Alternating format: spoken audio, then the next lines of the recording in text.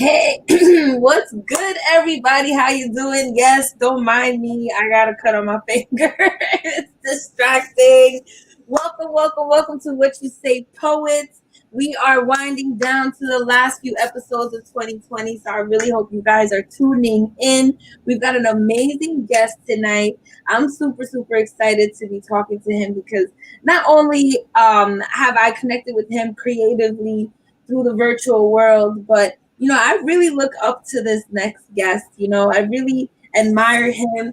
He's like my mentor in his own way, and so it really means a lot to me to be having him here tonight. So please give a warm welcome to Shamelo Durant. Yay!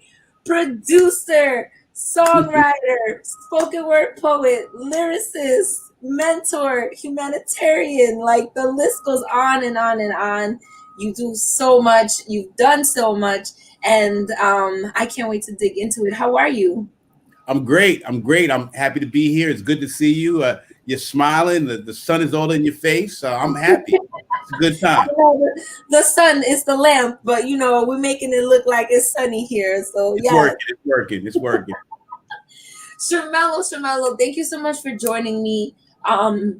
I know you have a lot going on, so please tell the audience a little bit about yourself, kind of what you got going on. I know you have a published book that you are out here blessing us with, so please share. Well, first of all, I'm a man of God. The first and foremost, one of the things that has kept me sane and kept me active in life in general has been my relationship with God. And outside of that, I'm a people person. My mom taught me to be a people person and taught me to care about others outside of myself. But beyond that, career-wise, I started as an MC in high school and went on to become a music lyricist and worked with a lot of artists that we know and love in the music and entertainment industry, and evolved that into becoming a producer and evolved that into becoming a behind the scenes production manager for film and television, and evolved that into writing about some of my journey in my newest book, From Ghetto to Greater, my first book.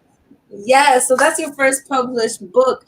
Now, I wanted you to take me on this journey of your life because, I mean, the first thing I noticed when you and I met on Virtual Voices was, of course, the records hanging behind you. It's like iconic. You're like, oh, what, these things? Yeah, they've been there. But it's always, I'm sure people ask you all the time. They probably like, hey, what are those records? Um, so that's the first thing I noticed about you. So for me, obviously there's some type of music history here, right? Yes. So hip hop was like your first step into this creative world. Absolutely. As I prefaced before, I started as an MC in high school. I was in a crew called the Three Miketeers, and we The thought we three, were the couldn't tell the us three nothing. years, The yo, Three that's so funny. Miketeers. Shout out to my boy Sly, my boy Arab, and we ran through high school. We did the talent show. I think and we did it so long ago.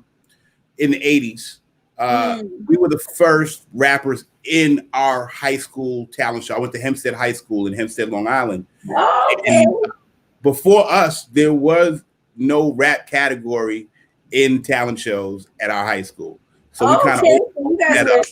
setting up trendsetters. Well, in our neighborhood, but we were learning from what we were watching the pioneers do in the Bronx, in Yeah. the boroughs. So we were kind of copycatting what we saw and putting our own Long Island spin to it. And then right after that, Long Island started seeping out of the cracks of hip hop with Public Enemy and Biz Markie and Yes.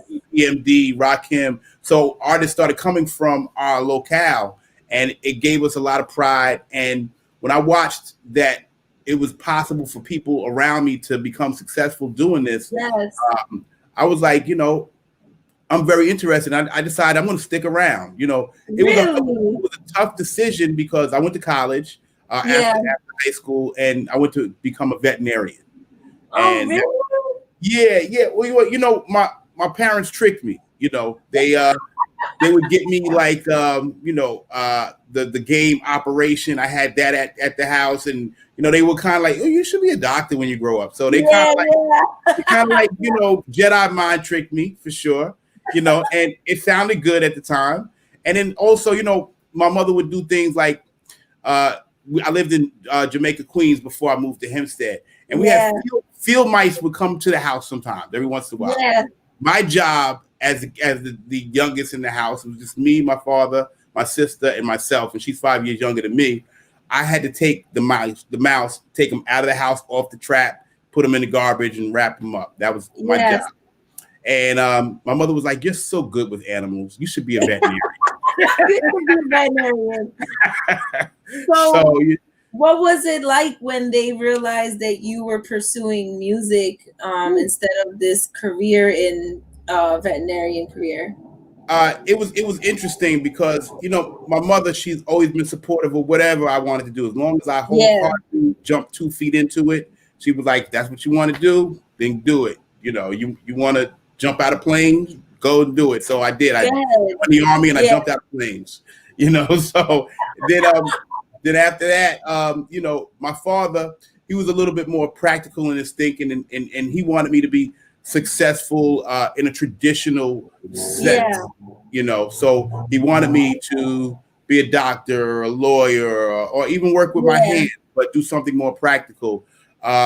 He was into the arts himself, though, which was kind of like a little strange for me because he was a playwright and he would do off-Broadway plays and stuff like that. Oh, wow. So is that where you guys were writing, like, genes? Absolutely. My father's also a published author as well, and he's got about 10 books out. Yeah. Okay, so I watched him, and I didn't realize I was following in his footsteps, but it just kind of evolved that way. And I was like, oh, snap, I'm doing the same thing as this guy. And he's my greatest inspiration. But during the time when I was trying to get into it, he was completely opposed to it. And actually, truth be told, it was one point when I was in my early 20s, and he was like, what are you going to do with your life? You can't sit around here and write rhymes all day. You gotta do something. So that's when I wound up saying, well, okay, I won't sit around here and write rhymes all day. I'm gonna go to the studio around the corner and write rhymes all day. Yeah, exactly. I still did it. I just didn't do it in his house. And being in that studio, I was in a studio called 510 South Franklin, and I spent a lot of time there, and I met a lot of people who became pivotal in the hip hop industry. One of those was Busta Rhymes, who is responsible for that middle record there. I produced Put Your Hands Where Eyes Can See for him, and I met him at that studio. That's so fire. Yo, I love that.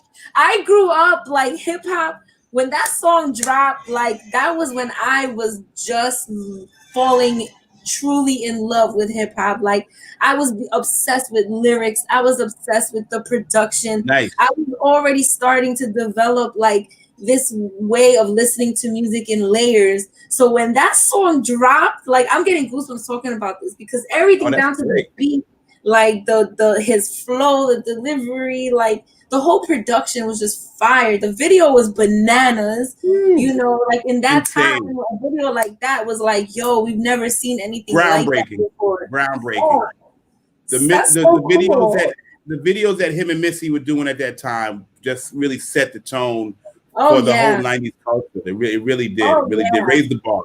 Now, you see videos that kind of have like a little bit of still that influence from. Oh yeah, they set the tone, and those guys, who were producing those and directing those videos back in those days. Hype Williams being one. I think Dave Myers the other one. They had vision as well as these artists, and Busta was when I met Busta when he was 16. Him and the Leaders. Oh my gosh. 16, Dinko was 17, and Charlie Brown was 18. And these guys were warrior MCs, and I found a lot of respect for them, and they had a lot of respect for me because I came in as an MC, and we used to, we rhyme all day and all night. There's been days that and all that. That's so cool. So I was trained by the best, and I got a chance to spar with the best. Yes. And I never came out with a record. So I never got a chance to display my own skills, but I got the opportunity to start to write for other people. And when I did that, I saw that was actually a fruitful venture as well. So I kind of stuck in that lane. Were you ghostwriting, or was it definitely. That's a bag. And it's interesting because I don't always talk about all the people that I wrote for, because as a ghostwriter, you want to keep a little confidentiality in there too, because you want people to have the mystique that these artists are writing their own material and that they're living a certain lifestyle. And I appreciate that, and I respect that part of it.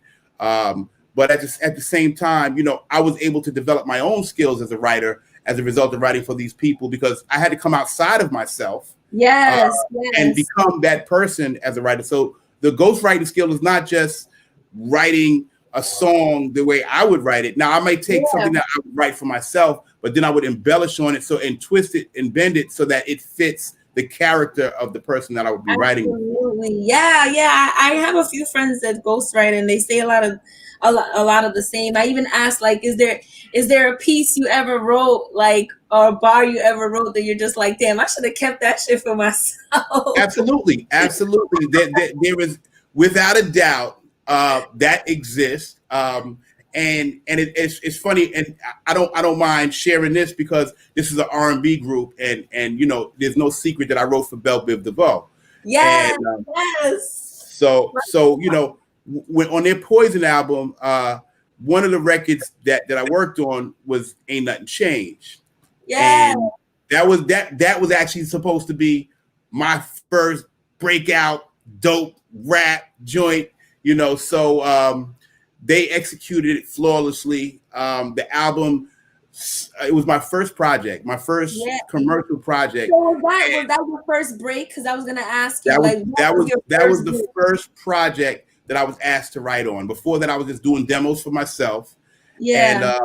And but I was in the studio at 510. Public Enemy and the Bomb Squad, who were the producers for Public Enemy, were working on this Belle Biv DeVoe project, this new edition secret project, and they needed a writer. So, I volunteered, and after a little bit of coercion, they were like, "Come on, Mello, let's get it in. Let's see what you got." I went, I met the guys. They were gentlemen.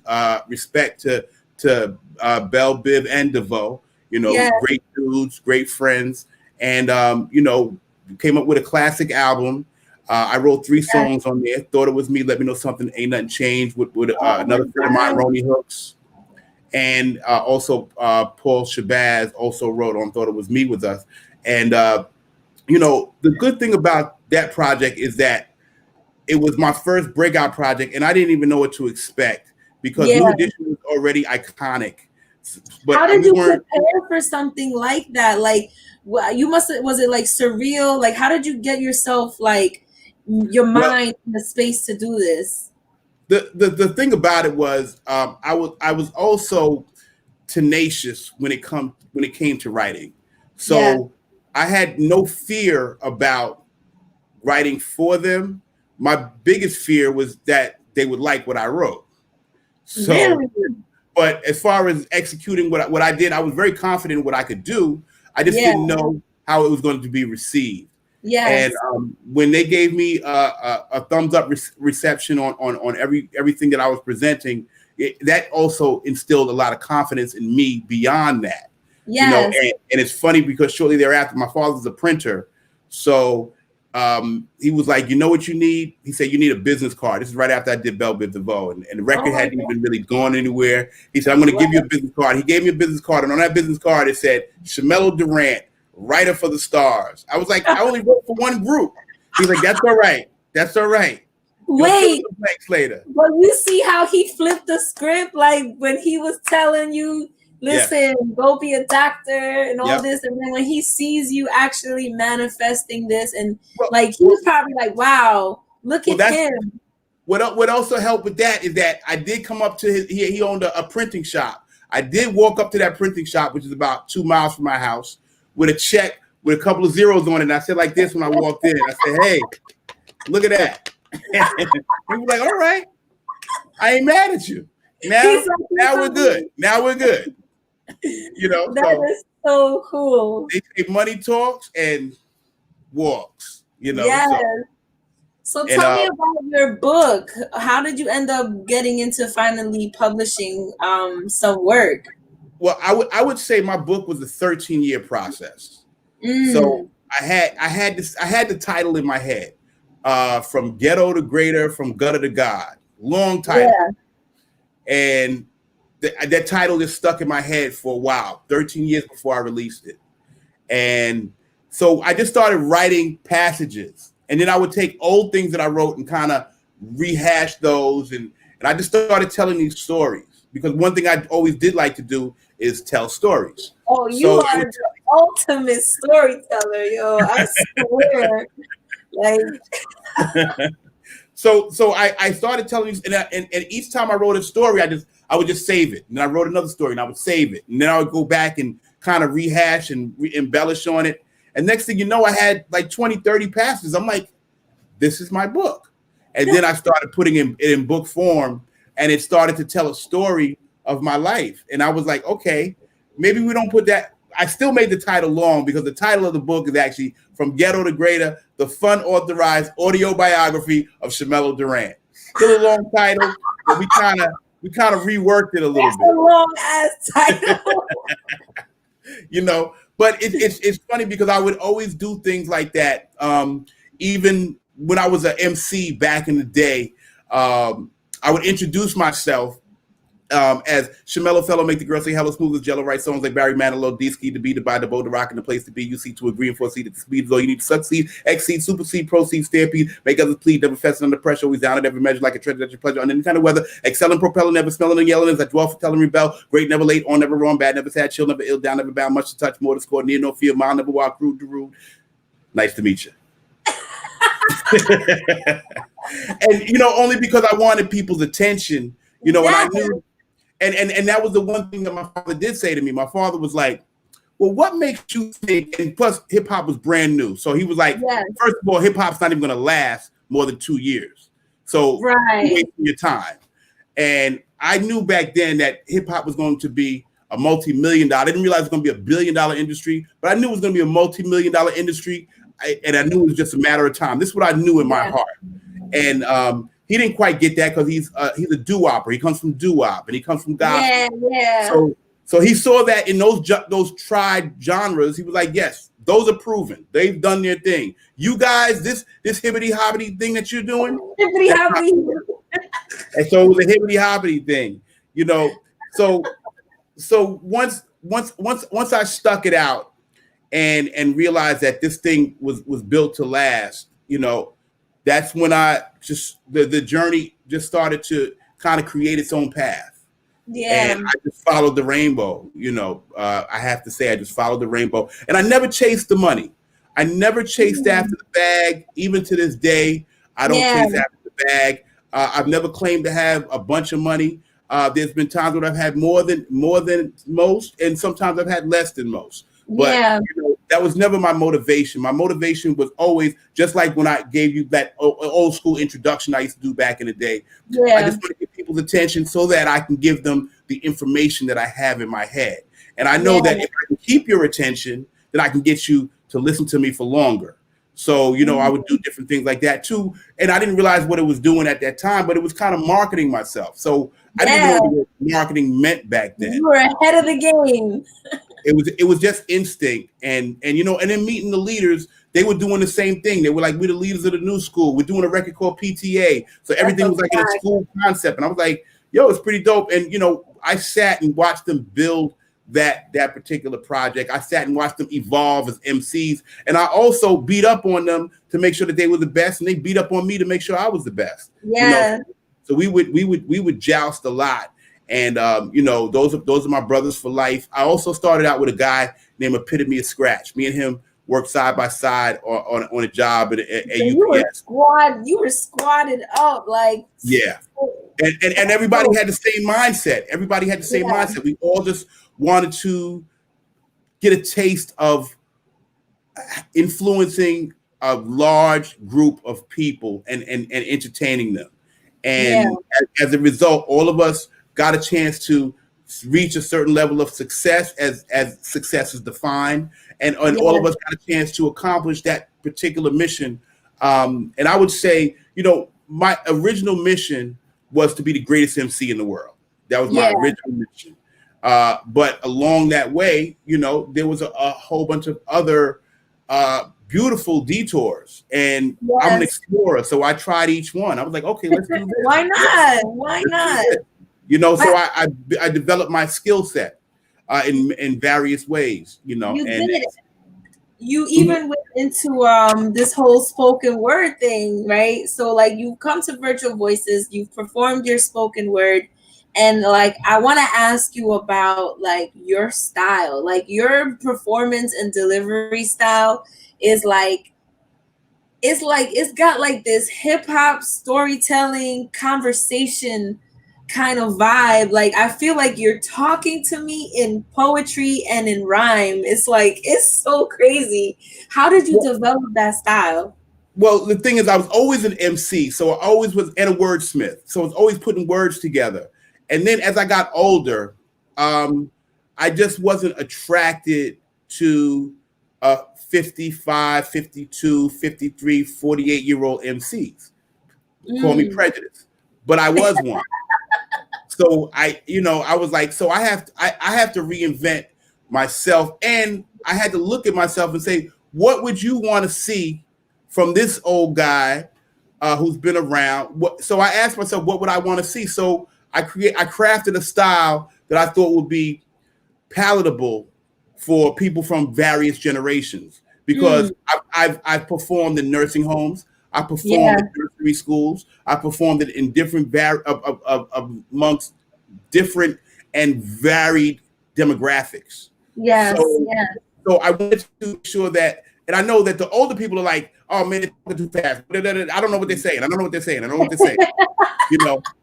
But one thing I liked about the spoken word poets is that they had a certain kind of freedom that MCs don't have, because MCs are relegated to the timing of the beat that's playing. Yeah. The poet can kind of give you their own timing. They can speed it up. They can slow it down. They can do it in their own rhythm. And I was like, you know what? I really like that. So I don't want to erase my skill set, which is in hip hop. So I want to use the same flavors and textures and colors that I use in hip hop, which are storytelling and putting words together in a specific pattern. But at the same time, I want to also I don't want to be the outsider and not sound similar or have the same kind of aesthetic that the poets or the spoken word poets were having. And believe you me, there were some spoken word poets that I heard that insane.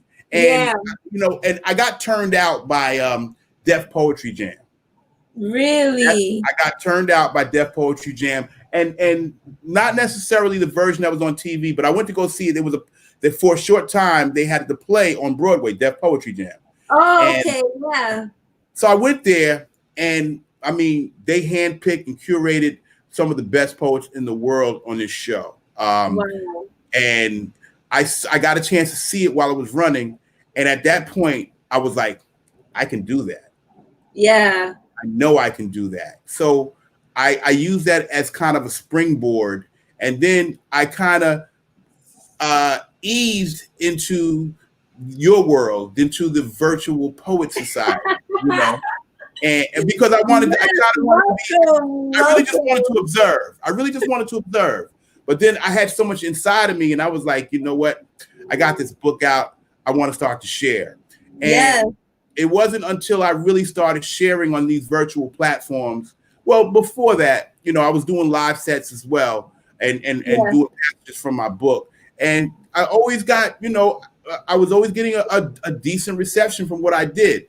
And I don't like, it's hard to be as objective about yourself, because I think everything I do is great. Yes, but then, as you should. Validating, they were like, nah, your stuff is a little different. Your stuff is a little special, but it's a natural progression for me, because these are the skills that I've always had. So I didn't realize that it stood out here or didn't stand out there or whatever. So I just kind of stood behind it, and the audience let me know, hey, we like this. And I kind of followed suit and just kept developing, and I'm still developing, and I'm still improving and I'm still moving. Listen, can you share something with us? Like, I'd love to actually. So, yay! so I guess since I am the topic of discussion tonight, I'm going to tell you a little bit more, even more about me. Because me, I'm just like my city. Yes, I'm gonna give you the Gritty, spotlight. greasy, grimy, and filthy, old and dirty, but sturdy. And plus, I'm steadily, readily building and redeveloping and making a piece of cheese. Please bring the cheddar in, because we be the veterans and we're ready for war with machetes and swords. See, my pen has already got 10 plenty awards. My vocal cords was formed to just transform my thoughts to organized melodic noise. And I was taught by the older gals and boys to always use a lot of poise to get my points across to y'all. Now I'm ready for rich because we already been poor. But now we're ready to pour bottles of champagne to initiate the campaign. And me, I'm the rather dapper rapper. Don't make me have to decapitate, deactivate, but those tactics have to wait. So give those yucky guppies a kiss goodbye because we have bigger fish to fry in that batter. Rather, it doesn't matter whether you're a blue or a red snapper. You better not let the sharks that come after you catch you. Even if you have to swim upstream like a school of salmon while streaming your favorite music album. They say music calms a savage beast, but music actually turned me into a savage beast, above average at the least, whose beats have ravaged the South, West, North, and the East, the uptown, midtown, and the downtown streets. See, I used to go days without sleep with my favorite beat on repeat as I repeated the lines of my favorite rhymes a million times. That's why I can still rhyme better than most of these peeps in my sleep. Now, I remember when I skipped gym class to get a glass of gin. Whew, that's when I crashed my whip and I had an accident. I have to admit it was disastrous, but to be accurate, I wasn't even scratched a bit. I thank you, Lord, for the gifts to uplift the less fortunate with music power. That's my superpower. Some of us don't even know what to do with our human power, so don't abuse your power, especially if you're a coward. Fortunately, all that I lost was my whip. Because in a blink, you can forfeit all of your shit. So I always start at the top of any topic with good logic and empathy. Haters are pissed because I'm getting older now, so I depends more on my pens for moral energy. It also defends my horrible memory. You know how you usually wait till the end of the movie to find out what the moral of the story is? Well, I'm going to start at the top of this story because the moral of this story is this. You cannot stop evolution, but you can sometimes direct the path and the execution with your contribution. And sometimes it's out of your hands or out of your grasp, so you might just have to buckle up fast and just wait up for the crash. Ah! Yeah. And actually, you can move more rapidly, safely, and effectively if your team believes in the same things and the same dream collectively. And I believe that any human being can achieve anything and receive any dream by any means. But you can do many things with a better team. Here's just what I mean. You're actually just one person to this whole crazy world. But to my mothers and fathers, your baby boy and your baby girl, you're not just one person, you're their whole amazing world. And I want to keep calamity away from our family, away from all of us. And I wish that the moral of the story was for all of us to be victorious. But some of us will go down in the history storybooks as just notorious. Some of us will be warriors, but some of us will be warriors. And some of us will be glorious because that's what giving God the glory does. So whether you laugh or whether you cry, whether you live or you die, whether you tell the truth or whether you tell a lie, here's my universal truth side by side with my universal lie. The universe, the UNI verse, the one verse that starts with you and I first will survive, while you and I theoretically, medically die inevitably. But genetically, we survive as descendants of a particular pedigree and defenders of a particular tribe. Some adamantly believe it's Adam and Eve at the top of the family tree, and whatever you choose to believe, the fact still remains that never again will we ever let them hang strange fruit from a tree. We want to know our roots. and we don't want to fall anymore like the fall breeze tends to do to the leaves on the trees. We want to know winter, spring ahead, since summer us have been taking the heat too long. When we do right, it's never mentioned. We only get attention when we do wrong. And even though life is priceless for the righteous, we're prepared to pay the price with our life because discounts like a coupon. And unlike that couch or that futon that you're on, we ain't sleeping and we ain't nothing to sleep on. So ring the alarm, ring. I'm here to make you wake up like a coffee Keurig cup K-cup. Start your day off with something too black and too strong. Try a little Jill Scott or a little Gil Scott Heron. Despite pollution, retribution, air pollution, ear pollution, confusion, illusion, regardless of who loses and who wins, we are all one race, humans. So let's not put this freaking place in ruins. The universe, the you and I verse is still going to survive, and the evolution will not be terrorized. Yes, go off, poet. I love that piece. Oh, everything about it. First of all, how do you like even memorize something that long? How does that stay in your head? Well, here's the thing. When I write, there's a process. It takes me about 3 or 4 days. And Really? I block out everything. I do my necessary chores, my necessary actions that I need to do for work and for home. But in the shower, any residual time, I'm in my phone because I write everything in my phone, and I'm memorizing and I'm going through it because I would know that if there's going to be a point in time where I got to stand up in front of people like today and recite everything that's in my head. And I want to do it. I want to have the freedom to be able to do it fluidly. And if I'm putting off a paper, I can't give you the main thing about what I do is I try to give you certain emotions in what I say and how I say it. Yeah. So you can say things one way and people may not get it because you might be talking too low. Or you can say things another way and everybody will be like, you'll have their attention, but they may not hear you because you scared the crap out of them. Or it's like making mashed potatoes. Bite into a freaking potato and eat it, or some people might, but it's not as tasty. But you wanna mash that thing up and throw some butter in there with a little bit of turmeric and some adobo, and it's palatable, and you've still eaten that whole doggone potato. So I'm giving you mashed potatoes, and every once in a while, some gravy on it. Oh yes, I'm here for it. Oh, you should. Everybody's over here showing you massive love. Oh, that's great. Thank y'all. Thank y'all very much. Sincerely. We got a couple. Niqua B was in the building. Eugene. There's like some people out here saying, "What's up? What's up, y'all?" Thanks so much for tuning in. If you guys have any questions for Shamello, please drop them in the comments. We can see them and definitely address them. So for you, what was like one of the moments in your career where you were like, wow, my dreams are really coming true? It has to be Belle Biv DeVoe. And really? the funny thing about that is at first it was bittersweet because my dream was to be this #1 rapper in the country. And giving them that energy and starting them off.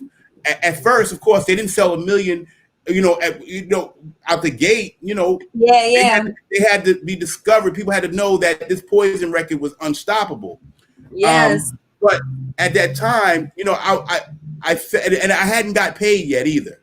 So I was a little bittersweet. I was like, man, what did I do? What have I done to myself? And then Poison came out.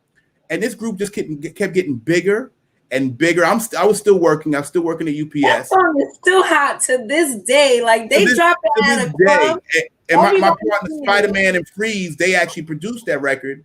And I did 3 other records on there. So I met them during that process. And once and the thing is, I don't. That royalty check came 9 months after the record was out. So while it's playing on the radio, I'm still at UPS loading trucks and sorting boxes, and they're playing the song at the job, and they're like, "Yo, I thought you worked on that." I'm like, "I did." I did. Help me carry these boxes. Help me carry this box. And then one day, I was sitting at home, and this check came in the mail, and I was like, "Okay, now I understand why people like this business so much." And so that kind of changed, and at that point, I was like, "Okay, I feel like I'm on to something."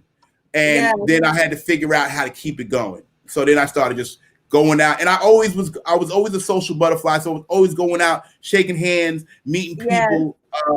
Especially, how did you get the opportunity? Like, how were you able to get your foot in that door? Well, the studio where Public Enemy works at is 5 blocks from my mother's house. So right across the street from there is a bodega with the coldest 40s in Hempstead. And I loved the good 40. So we would kind of hang out right over there, and we'd always see them coming in and out. They were DJs at the time, and the building just had so much energy going on. And I was like, man, that would be so dope to get up in there and just do it and let these people know that I'm the greatest MC in the world. Yeah. And fortunately, a friend of mine who I went to high school with, Paul Shabazz, who actually wrote On Thought It Was Me with me, he had a studio in the basement of that building. It was totally separate, not affiliated. Yeah. But I saw him on the bus one day, and Paul was like, "Hey, you still rapping like you were doing in high school?" I said, "Yeah, even better." And he was like, "Well," he said, "if that's the case, come down." He said, I got a little indie label. You want to come down and work out a little bit?" I said, "Absolutely. I'll be there tomorrow." And I came down there that next day, and that's when he introduced me to the leaders of the new school. And he was like, "I want you to meet some guys. These guys are proteges of Chuck D. And cool. We clicked off immediately from that moment on. And I stayed in that building. I did my demos with Paul as long as I could. And then the guys from upstairs, who was the Bomb Squad, Eric Sadler in particular, Keith Shockley, Hank Shockley, they were like, hey, they started showing an interest in at least some of the things that I was writing. I wouldn't say that they were in love with me as an artist, but they knew that there was something special about my pen. And eventually, Eric had put me on a couple of projects that, weren't like, commercial projects before that, but he got to see me working out in different environments. And then finally he was like, let's try Mello on Belle Biv DeVoe. Wow. We did, and I never looked back since then. It changed the whole trajectory of my career. I met Busta and Belle Biv DeVoe through that chain. So those things, and then as a result of that, I met everybody else in the industry. It's a whole cast. Were you ever starstruck by meeting somebody? Was there anybody that you were like, oh shit, I can't believe I'm meeting this person? Well, I would have to say for sure Belle Biv DeVoe at first, because they were all over my sister, plastered all over my sister's room, and so I was like, wow, they're not pieces of paper anymore. These are real guys, and me and Biv were like the same height, so we're like looking eye to eye, and I'm like sizing each other up, and I'm like, yo, these dudes are kind of cool. So I definitely would say, I was, and then Stevie Wonder passed by me one time. I never got a chance to meet him because he walked by in an entourage, but I made sure that when he was passing by, I reached my hand out and I touched his shoulder. I said, I got to get some of that energy. Stevie, Mello Durant, I'm a producer. And he was just walking past, so I never got a chance to meet him, but I made sure I grabbed some of that energy from him. I hear that. Like, look, come on, hook me up with some of that vibe. Totally. And I've along the way I've met a lot of my heroes. Dinko introduced me to LL, and as who was definitely one of my MC heroes for sure, especially as a solo MC. I think he was top of the food chain for a long time. So I got a chance to meet him, and KRS-One, and the list goes on. And in Sticky Fingers, we did his from Onyx. We did his solo album. Not only a gentleman, but one of the most talented lyricists that I've worked with. Yeah. Is there anybody that's out now that you know that you would love to work with? Yes, yes. Actually, her name Janae Aiku. Am I Oh, getting her name right? yeah, Janae Aku. I think she's a phenomenal talent. I Yeah, remember first started like really watching what she was doing. I was like, wow, And then I feel like a lot of people have kind of followed suit, but I remember her being like one of the first people I noticed of this generation that was kind of had that kind of swag with what she was doing. yeah, she definitely came on the scene with swag, and she definitely, I feel like her sound was different when she came out. You know, she had a different sound. Definitely.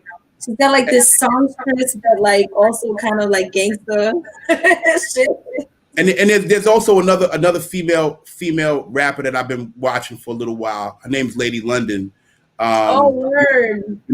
I think that what she does and how she approaches the music or even just approaches her lyricism is something that I know I could definitely enhance with what I do musically for sure. Yeah. So there's definitely artists in this generation. And I just finished doing a project with a spoken word artist named Sage, a very interesting, unique type of record. Because what I am doing now is fusing what I do musically in hip hop with the voice of the spoken word artist. Because I don't feel like the spoken word artists have gotten that spotlight. There has been records, but I don't feel like that commercial successful spotlight has. I think there's still room for that, and that's what I like about spoken word because I feel like there's room to grow. I watched hip hop from its inception with the Cold Crush Four and the Fantastic Five and Grand Wizard Theodore and Grandmaster Flash. I watched it grow and blossom and Bambaataa and all these guys. I watched it grow. One of my great friends is Raheem from the Furious Five, and I watched them from the beginning grow and help to nurture the foundation of this thing called hip hop. So I feel like spoken word poetry is at that same point where you got this underground movement that's shaking and people are vibing to it and has room to grow because you don't need me if you're already here. You need me when you got some grit and you got some character and you got some potential, and that's when I do my best work because I'm able to add a little chicken stock to the soup to make it, and the right seasonings to take it to the next level. So look out for Sage. She's got a record called Spit that'll be coming out real shortly.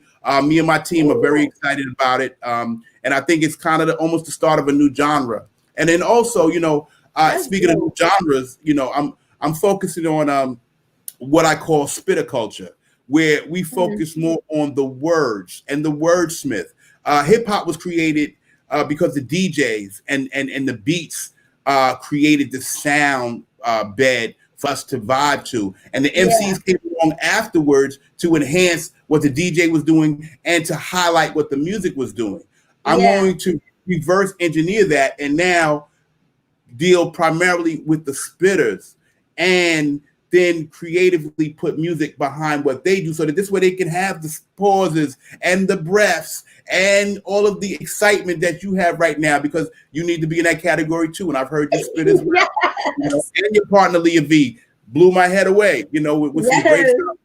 And it's a whole community of artists who have that same ferocity, same tenacity, same skill level as some of these early MCs and as some of these even these later MCs.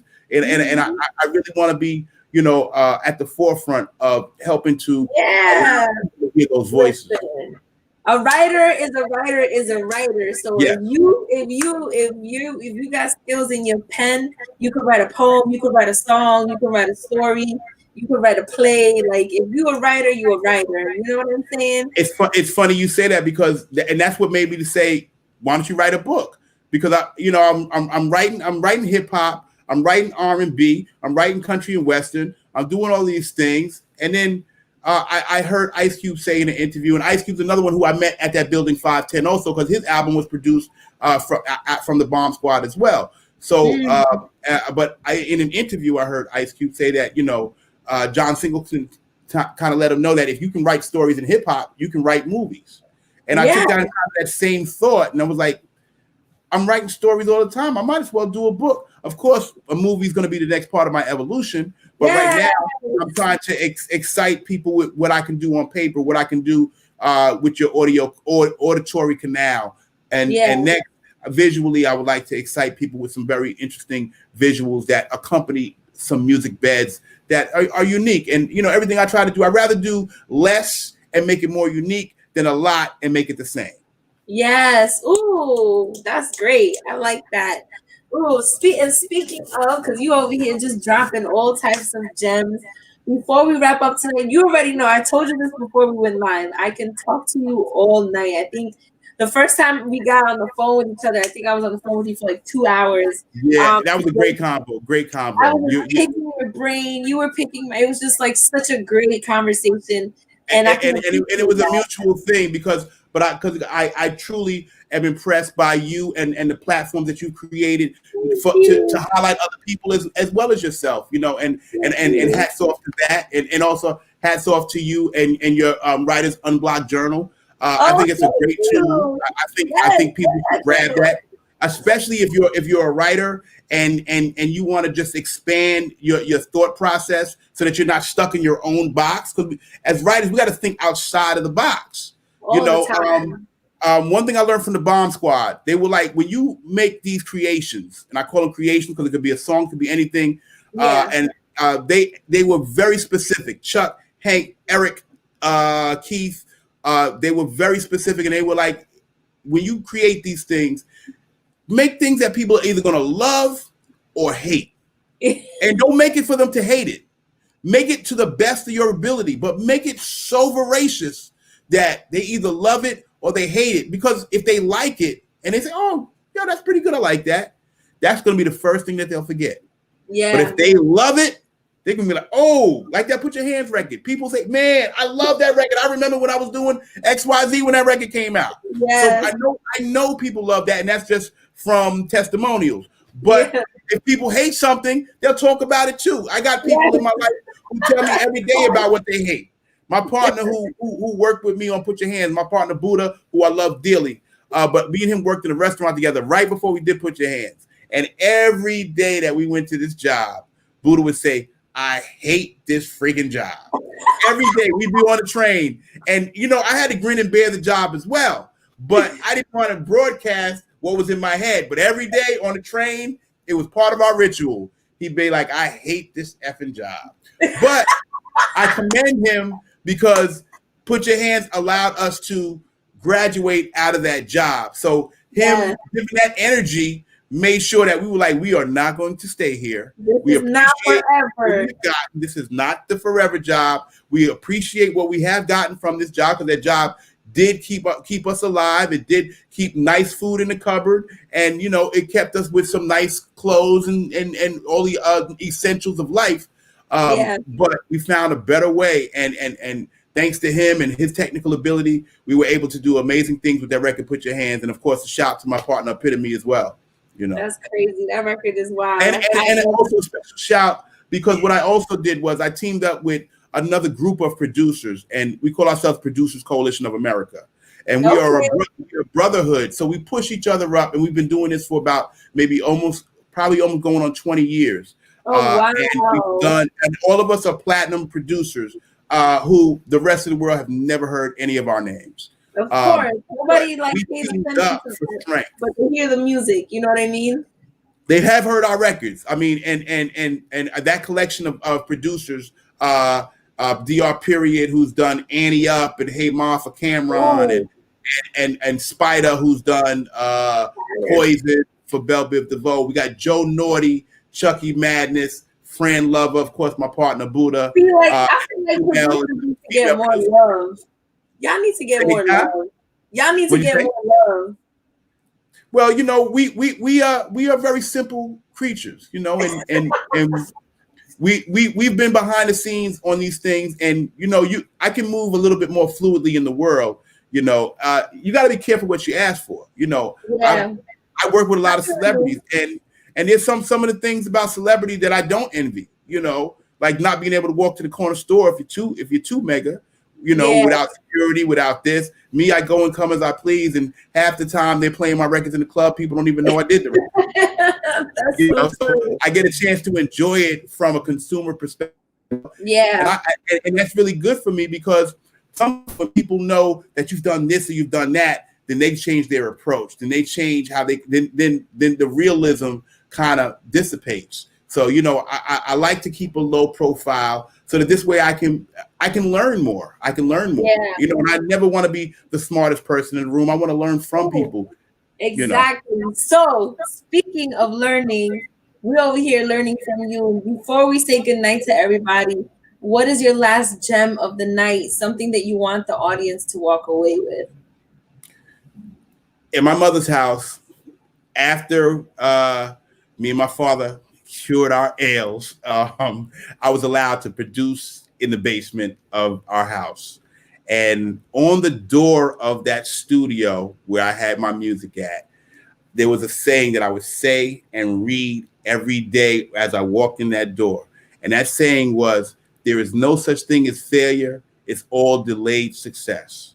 So Mm, I don't believe in failure to any degree. I believe that we just have to have the stamina, which means we have to take care of ourselves and we have to be persistent and consistent.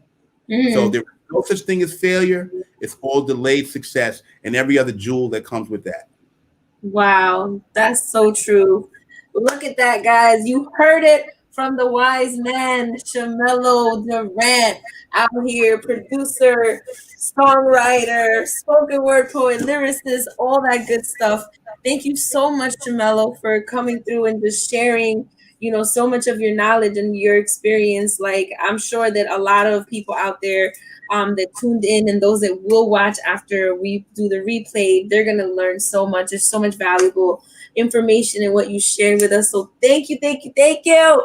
Well, Please I, tell I, the I audience. thank you. I thank you Oh, for having me. I really appreciate it. yeah, always. Please let the audience know where they can follow you, where they can find your book, and all that good stuff. Absolutely. I spend most of my time on Instagram and Facebook. I am Shamelo Durant on Facebook. It's ShamelloDurant. And on Instagram, I am at Shamelo D. Instagram and Twitter, Shamellod. So and then my book, I have an Etsy store, and it's a lot of fun to go there. I get a chance to I make my own T-shirts. I made this my from Ghetto to Greater, and I have Oh, I have a great time creating different swag ideas, just so I can bring some of this imagery to life on your chest, and not just advertise for me, but because these sayings are deeper than just the word. From Ghetto to yeah. Greater, that was a journey that you need more than a passport to get through. Mm, And mm. there's other shirts and other items up there, but more importantly, I have my book up there. This is Yes. the real draw from Ghetto to Greater, and my Etsy shop is etsy.com/shop. Then it's /ghetto GHETTO 2, which is the number 2, Greater GREATER store, Ghetto to Greater store. Yes. Etsy.com/shop/ghetto to Greater store. Oh, we'll make sure we'll put that in the description or in the comments so that if you guys missed that, you can get it. So make sure you can. I'm sure it better be the link in And your bio. and and the link is in my bio on Yes. Instagram. And every copy you give me your name is I give a personal message to everyone that receives a copy through Oh, that site. And oh, it's also available on Amazon and BarnesandNoble.com. So there's various ways you can get it. But if you want a personalized autograph copy and you want me to shout you out or shout a family member out, hit me up on that Etsy shop and we can communicate directly. ooh. Also, guys, come back tomorrow to Virtual Voices because Shamelo is our featured performer for the night. So if you want to hear more of his amazing art, because it's beyond poetry, it's just like art is his Yeah. creativeness. you want to hear more of that, definitely pull up. He's going to come through and do a whole feature set for us. And that's tomorrow night on Virtual Voices. So Virtual voice. for tuning in, Shamelo, thank you so much for hanging out with me. I really, really appreciate it. I can't wait to see you perform tomorrow. Make sure you guys follow him. And of course, follow us at the Rose Garden events. Subscribe at the Facebook, YouTube, all that good stuff. And I'm your host, JRose. You can follow me at My Crumble Thoughts. And keep growing, guys. Good night. Thank you so much. Peace. I'm gonna give you. Stay tuned for Spitticulture. Stay tuned for Spitticulture, which will be my next show, and we'll be interviewing people like yourself. Yes, I'm here for it. I'm gonna get my bars ready. You already know. There we go. There we go. All right, everybody. Good night. Peace out.